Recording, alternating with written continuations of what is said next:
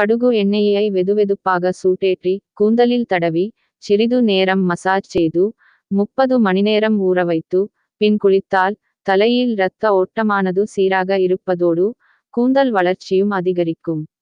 பொடுகு தொல்லையை நீக்க கடுகு எண்ணெயில் சிறிது எலுமிச்சை சாற்றினை விட்டு கலந்து ஸ்கால்பில் தடவி மசாஜ் செய்து 30 நிமிடம் ஊறவைத்து பின்னர் குளிக்க வேண்டும்.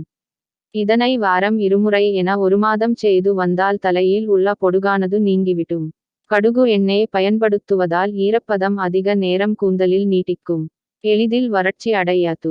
பொடுகு அரிப்பினால் கூந்தல் ஆரோக்கியமற்றதாக காணப்பட்டால் கடுகு எண்ணெய் கொண்டு தினமும் மசாஜ் செய்ய குளிக்க வேண்டும். இதனால் கூந்தல் வளர்ச்சியும் அதிகரிக்கும். கூந்தல் நன்கு பட்டு போன்றும் பொலிவோடும் இருப்பதற்கு கடுகு எண்ணெயை தயிருடன் கலந்து தலையில் தடவி ஊற வைத்து குளிக்க வேண்டும். இதனால் கூந்தல் பொலிவோடு இருப்பது மட்டுமின்றி கூந்தல் வளர்ச்சியும் அதிகரிக்கும். கடுகு எண்ணெயில் கூந்தலில் ஏற்படும் பிரச்சனையை போக்குவதற்கான பொருள் அதிகளவில் உள்ளது.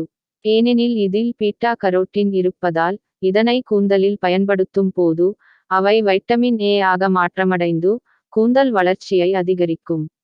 மேலும் இது பொடுகு தொல்லையையும் நீக்கும்.